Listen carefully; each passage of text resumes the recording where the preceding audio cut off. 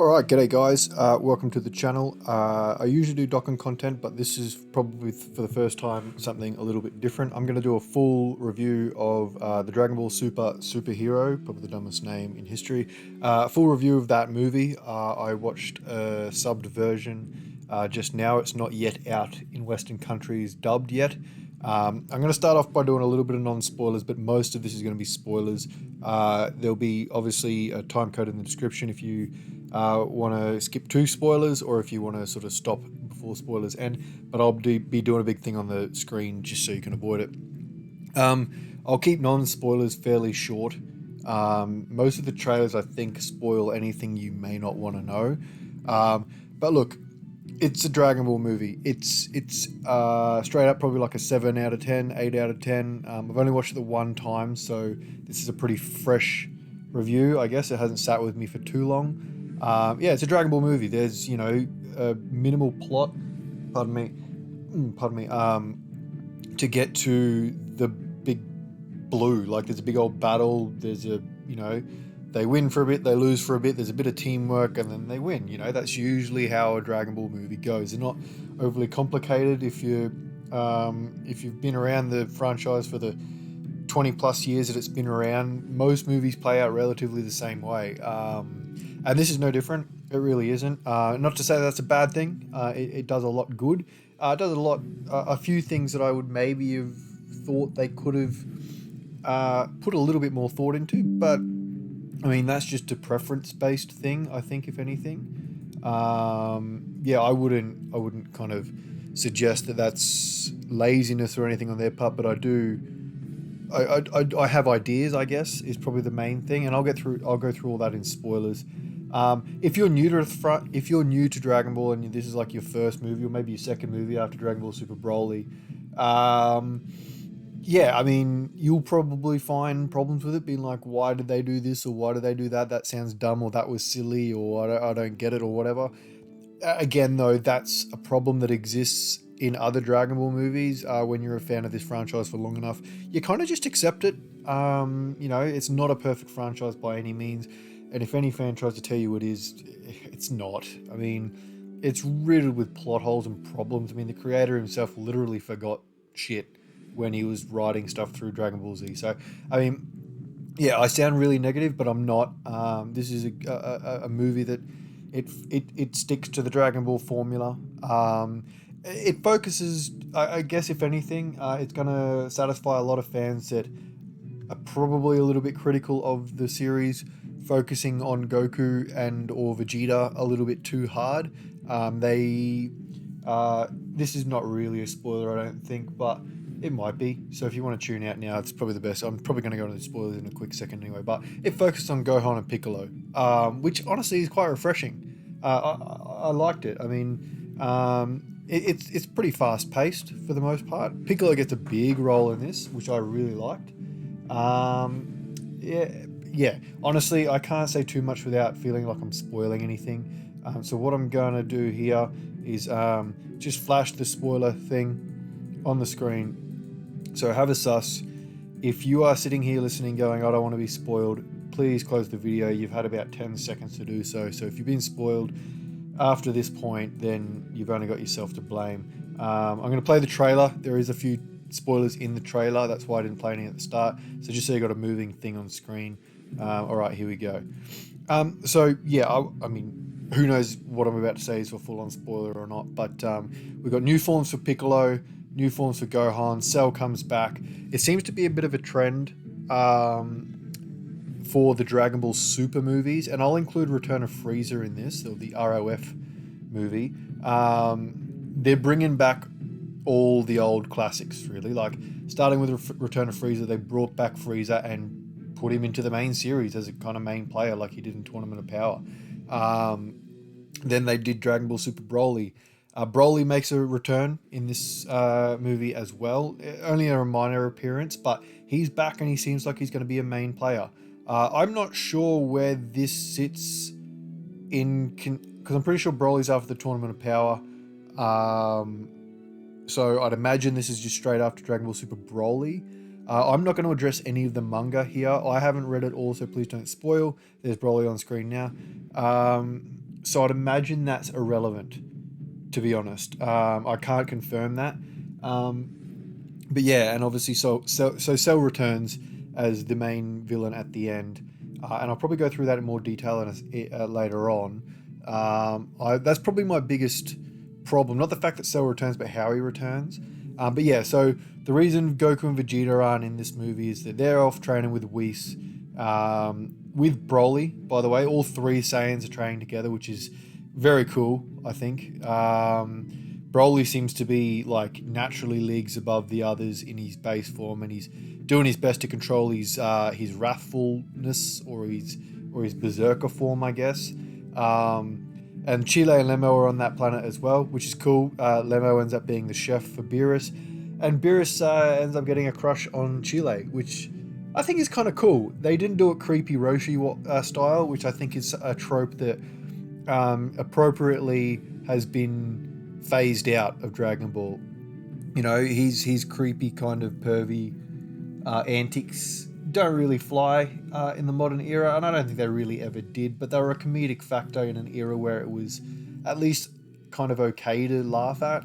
But yeah, I'm okay with him getting benched, and Beerus kind of taking that place, but he's not being creepy about it. He's the kind of he's he's almost like an innocent teenager who's never had a girlfriend. You know, he doesn't want to do it. Like, he's being lazy as Beerus does, and then Chile says, "I'm going to go get ice cream," but he immediately gets up and goes, "Well, I'm going to go with you." You know what I mean? He just wants to spend time with Chile, and he thinks she's cute. Which, I mean, I'll probably spend too long on that, but I think it's a cool little thing. I don't see it developing much further than that, as a, you know, just kind of one of those will they, won't they. It's a bit of a comedic thing, so whatever. That's nice.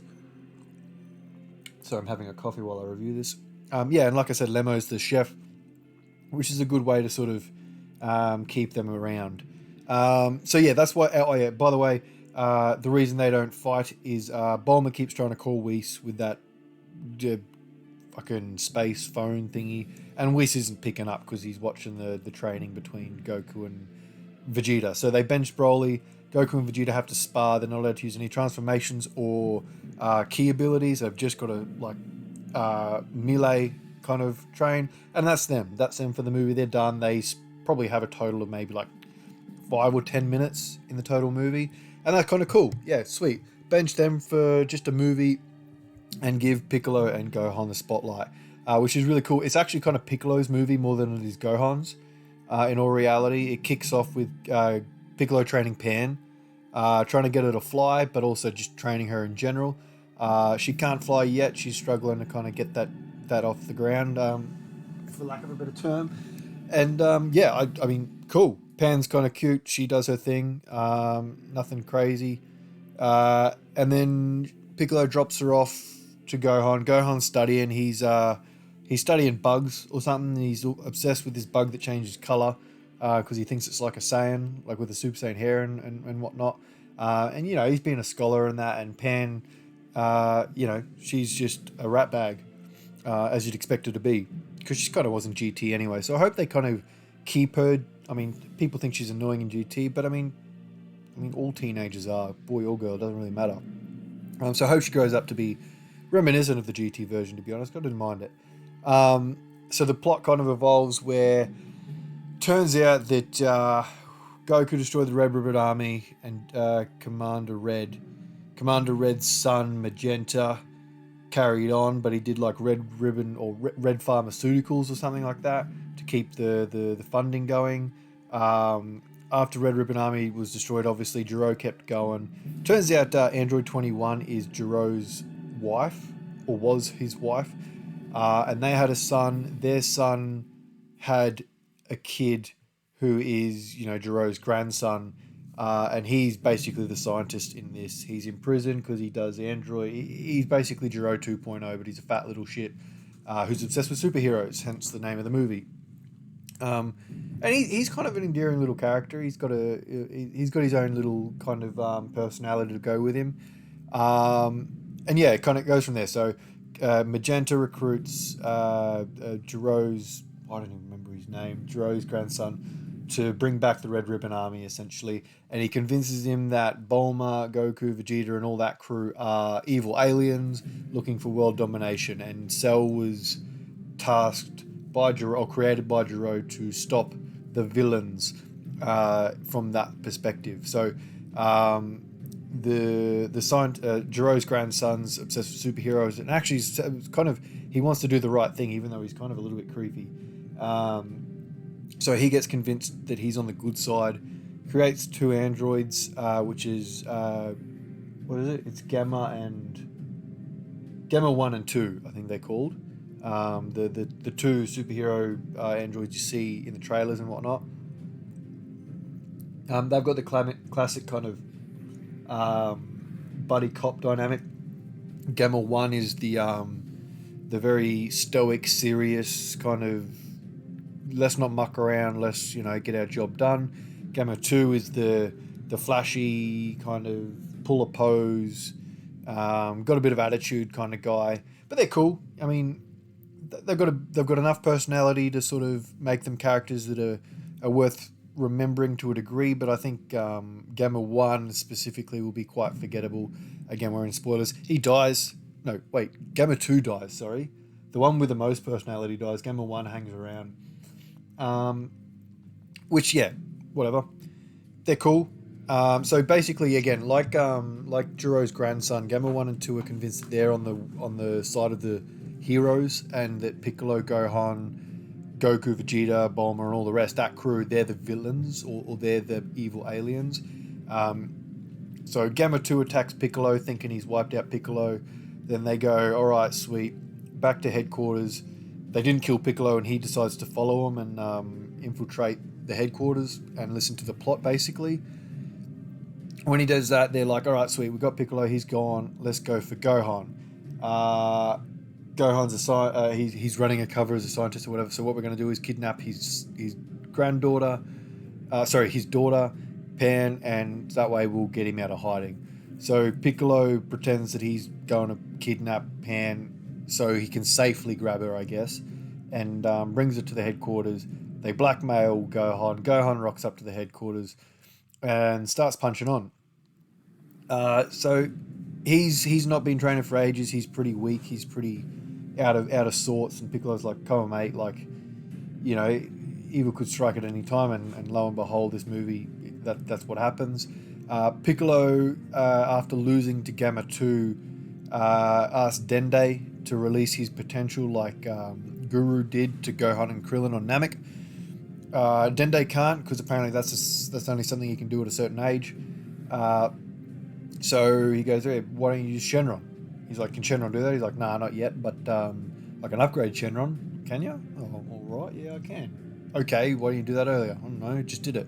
Anyway, so they get Shenron out, and they unlock Piccolo's potential. That's where he gets his new form, that orange form that you see. Apparently it's just going to be called Orange Piccolo. So that's his upgrade. So when they go, they're fighting and they do all the rest. They win, they lose, they all the rest, and then there's a little bit of a to and fro. Like Piccolo, the thing I like about Piccolo is he doesn't necessarily fall into the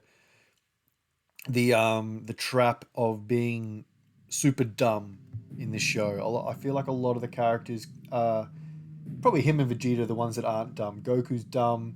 They oversee certain things, but whilst fighting one of the Gammas the second time in the Red Ribbon headquarters, he kind of just keeps putting it to the Gamma. He's like, dude, like, we're not the bad guys. You kidnapped a kid, remember? And they're like, oh, but it was just a means to an end. Actually, he's kind of right. So he plants a seed of doubt in their head, and they keep punching on, and then they kind of all work it out. When I think something happens, and I can't remember what, but they attack Pan, and then Gohan goes nuts. You know, how he gets angry and gets, super powerful. That's when he taps into Ultimate Gohan from the Buu Saga and turns the tide a little bit, but then the Gammas keep up for the most part. And then that's when the Red Ribbon leader, Magenta, realizes that he's probably going to lose. They've already kind of teased Cell Max, being like, he's not ready yet, he can't be controlled, rah, rah, rah, rah. Don't release him. foreshadow all that. So the Red Ribbon guy goes and goes, fuck it, I'm going to release him. We're going to lose anyway. So they release Cell Max. That's when the Gammas go, right, we're not the bad guys. We're kind of the bad guys in this situation. We've got to team up with these guys who we thought were the bad guys who are actually good guys. And we've got to beat this big berserker. So basically Cell Max is second form Cell after he's absorbed 17 looking Cell. But he's giant and he's a mindless beast. And I'll be honest, I think that's where the problem with bringing back Cell is for me. Like, if you're going to bring back Cell like you did Frieza, try and bring him back to be a main player. I guess you would. Or even if he's going to be a one-shot, like, having a mindless enemy is kind of boring to me. I don't know. It was entertaining enough because you got to see all the heroes do all kinds of cool shit. But, I don't know. Just a big berserker second form Cell was just a bit like, hey, look, we got Cell in a tube. Let's let him loose because he's really strong. All right, I guess. So I think personally I would have maybe got, because 18 rocks up with Krillin and Goten and Trunks. You see a Goten and a teen, I guess, probably the same age as Gohan in the Cell Saga. In fairness, the Goten and Trunks are about that age, and they do a fusion. The fusion fails. That's where you see the fat Gotenks. He doesn't become good like the standard Gotenks, which I think is smart. They're both out of practice, so why wouldn't they fuck up the fusion? And that's cool. Like, I got no problem with any of that. But with Cell, I probably would have gone down the route of, like, we've already abducted 18. Maybe Krillin and Piccolo together could infiltrate, because Krillin's already a cop anyway, and maybe they need 18's DNA to perfect Cell. That's maybe the route I would have gone. And I would have, like, I guess I missed Cell as his perfect form in terms of a personality. That's where I reckon the movie maybe falls short. A big berserker thing doesn't do it for me. I would have liked a bit of attitude. I would have liked maybe a bit of a memory of Gohan and being like, you know, I'm not going to let you beat me again kind of thing. They did build in a weakness to Cell though, where he's not, obviously he's not perfect, but if you crack his skull, the black thing in between his horn looking things, that's how he explodes. And if he explodes, all his cells explode. So it's usually like a suicide kind of mission. And that's how we lose Gamma 2. He puts all of his energy as an android into one final attack and kind of gives it a shot, but doesn't quite make it. Piccolo goes orange, and then Krillin goes, hey, remember that time back in Dragon Ball OG, you went big in the world tournament against Goku? He's like, yeah. He's like, why don't you do that with your orange form? He's like, yeah, all right, I'll do that. So that's how, like, Giant Cell versus Giant Piccolo.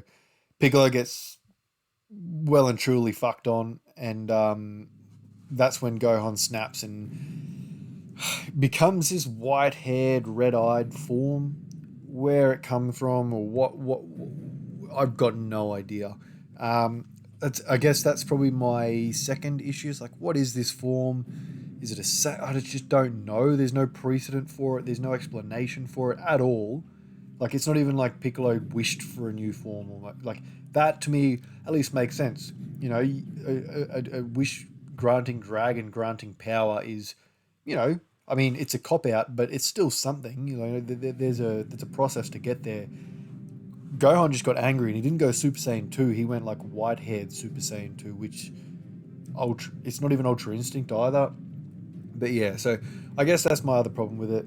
Yeah, so I think my corrections would have been make Cell, like, kind of work towards his perfect form. And I don't know how that, I mean, I'm not a screenwriter or a script writer or anything like that, but that's probably how I would have gone about it. And I don't know how you would, I don't know if Gohan necessarily needed a new form, or maybe he could have just, even if they, I don't know, somehow merged Ultimate Gohan with Super Saiyan 2 or something like that. That, even if they explained it like that and that was his white hair form, cool, whatever. Just something would have been better than just, oh, you're about to watch your second father figure die. You're going to snap again like you did when 16 got his head crushed. Okay, cool, I guess. It's just all a bit fan servicey from the Cell Saga, without really much of a result in the end. So I guess to cap off, the way it all finishes off, everyone's kind of good. You lose Gamma 2. He's really the only death in this.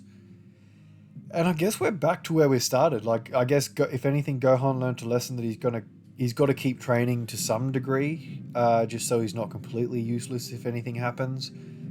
Piccolo's got a new form. Gohan's got a new form.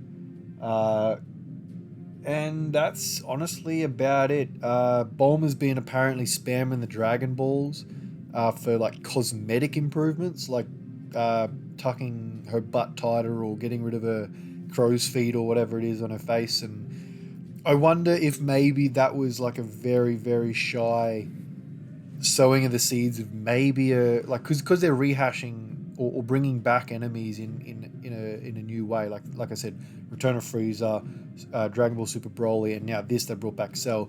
Wonder if they're maybe sowing the seeds for the Dragon Balls being overused and potentially like a Shadow Dragon saga revamp or remake, maybe, because they said she was spamming the Dragon Ball. So look, it rang a bell in my head. Whether they do or not, I don't know. I think that's a cool concept. Even when GT first came out, that made sense to me that that would be a thing. So that's probably maybe some foreshadowing, if anything. Otherwise, there's not much foreshadowing to anything else. And yeah, everyone lives kind of happily ever after. Then there's a post-credit scene right at the end of the credits. We cut back to Whis' planet where Goku and Vegeta are still sparring, and Vegeta wins. Like, they're both exhausted. Vegeta kind of wins. There's a bit of a thing where Goku's like, yeah, I'm kind of just, I'll let you have this one. Vegeta's like, yeah, I bloody won, finally. So it's kind of a little bit like that. I honestly think it was a really good post-credit scene. It's just a little bit of a nod. It's not super serious. It's not like, oh my god, remember that time Vegeta beat Goku or whatever. It's just it's a sparring match between two mates. I think it sums up, I guess, the Dragon Ball fandom really good in that post-credit scene. I think everyone wanted to see Vegeta win once. You've got Broly and Lemo, as you see there in that trailer. They're sitting there just like in tears over like how awesome the fight was. Even though we didn't really get to see it, I was like, yeah, that's kind of cool. The one thing I will say about Goku and Vegeta, I guess, Vegeta is trying to channel a bit of Jiren. Goku was training with Broly, and while they are, Vegeta was sitting on a rock. This is the beginning of the movie. And Goku's like, what are you doing, Vegeta? He's just sitting there. And he's like, nah, this is my form of training. And he's like, why? What are you doing? He's like, well, Jiren, like, was fucking ridiculous, and he had complete control of his ki. He was completely calm until the point he struck, and then he struck with everything. Like, he was perfectly balanced, I guess is probably a good way to put it. And Goku's like, that's silly. Why would you do that? Rah, rah, rah, because Goku's been a bit of a goof. And then, as Vegeta says that, Whis comes down and goes, congrats, Vegeta, you've worked it out. You've got it. Yep, cool. I'm very proud of you. Rah, rah, rah. And that's when they start. And so I think that's probably what they're going to introduce to Broly in a way to sort of calm him and control his berserkness or berserker form or wrathful Broly or whatever you want to call it. Yeah, just that kind of stoic, kind of inner peace control of your ki. So I thought that was a cool little nod as well. And yeah, that's pretty much how it all wraps up. I don't think there's too much I've missed. If you have any thoughts, please let me know below. If I've missed anything that you would like to kind of talk about, let me know below. I'm really active in the comments. I like talking to people about this kind of stuff. If you've got any ideas of how you would have made it different or better or whatever, also let us know in the comments below. You can see the little thing rotating on the side there. You can kind of, my socials, my Twitter, my Instagram, obviously my YouTube, and I'm on Reddit for the Dokkan for Dokkan Battle, which is my main content on this channel, the Dragon Ball mobile game. But yeah, let us know what you thought of the movie. I'll give it a solid 7 or 8 out of 10. I think it's a Dragon Ball movie, like all others, but it's unique in its own way, and that's cool. For those who are watching that watch my content regularly on my channel and Dokkan Battle players / fans or whatever, I'll probably do another video going through what Dragon Ball's superhero means for Dokkan, what we could see in terms of units and super attacks and all the rest. I'll go through that in another video because that's kind of a bit of a niche interest. I would like this video just to be for anyone, not just Dokkan fans. So yeah, let us know what you think below. I liked it. It was fine. There were a couple of things I would have maybe preferred to have seen them do differently. But I'll be honest, I've got like that kind of attitude towards most, if not all, Dragon Ball movies. Like, they're short, they're sweet, they punch for a bit, they win, they lose, they team up, and then they win again. So yeah, that's it. Yeah. Otherwise, I hope you enjoyed this review. It was one of my longer videos. Apologies for that, but I mean, it's a full movie review. So yeah. Otherwise, I'm keen for the English release so I can go to the cinema and watch it in full HD, which I unfortunately didn't get to do. But yeah. Anyway, take care, guys. And for those who are subscribers to my channel, appreciate you sticking around, and I'll see you in the next one. Cheers, eh? Bye now.